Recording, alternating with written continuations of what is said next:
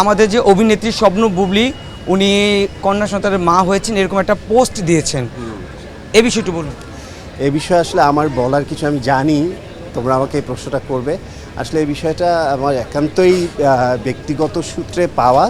So এই বিষয়টা আমি চাই যাদের ঘটনা তারা নিজেরাই অফিসিয়ালি ডিক্লেয়ার করুক। আমি যতটুকু বলেছি এইটুকুই আপনাদের জন্য এনাফ। আমি এর বিস্তারিত যদি বলতে চাই হয়তো বা তারা পছন্দ করবে না। সো আমি সেই লিমিটেশনস ক্রস করে আমি সেটা নিয়ে কথা বলতে চাই না। আমি চাই তারা তাদের এই বিষয়টা খুব সুন্দরভাবে চমৎকারভাবে আমাদের মিডিয়ার সামনে, সবার সামনে, জনগণকে, ভক্তদেরকে ডিক্লেয়ার করুক, জানাক, এবং ঘটনাটা সত্যি হলে তা আপনারা অবশ্যই জানতে পারবেন। আপনি কিন্তু পাবলিকলি পোস্ট দিয়েছেন তাদের ব্যক্তিগত বিষয়, তারপর আপনি পাবলিকলি ব্যক্তিগত বিষয় দিয়েছে। আমি একটা উইশ তো করতেই পারি, যে কোনো ব্যাপারেই করতে পারি। তাহলে আপনারাই মানে সত্য ধরে নেব।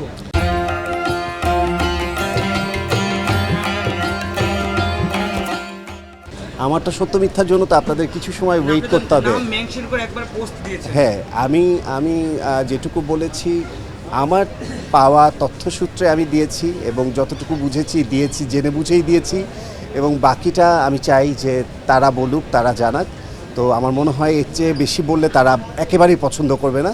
সো আমি বিষয়টা নিয়ে তাদের বলার ওয়েট আমরা সবাই মিলে করি, এটাই বোধহয় ভালো হয়। না মিললে আমি ধরে নিব যে আমি তথ্যে ভুল ছিলাম।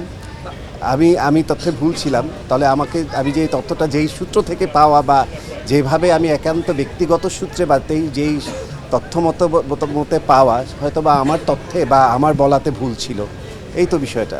আর যদি মিলে যায় তাহলে কি হবে? মিষ্টি তো আমি খাবো না, আপনারা খাওয়াবেন।